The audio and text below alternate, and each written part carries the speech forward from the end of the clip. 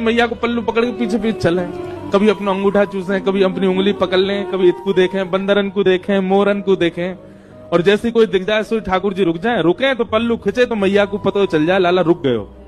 जब यशोदा मैया जाती हैं, सब गोपियां अपने अपने भवन की खिड़की पे बैठ जावे और वहीं से बैठी बैठी इंतजार करें कब यशोदा जावेगी और बाकी पीछे पीछे नेक्स्ट से लाला जावेगा। नन्हे से कन्हैया मैया को पल्लू पकड़ करके और छोटे छोटे चरणन से चल के जावे और सब गोपी अपने अपने भवन के बाहर से ठाकुर जी को देखे। एक गोपी के मन में भाव आयो, लाला रोज जावे मैया के संग, कैसे या को पकड़ लूं, कैसे या के हाथ अनको ऐसे पकड़ के अपने अंक में भर लूं।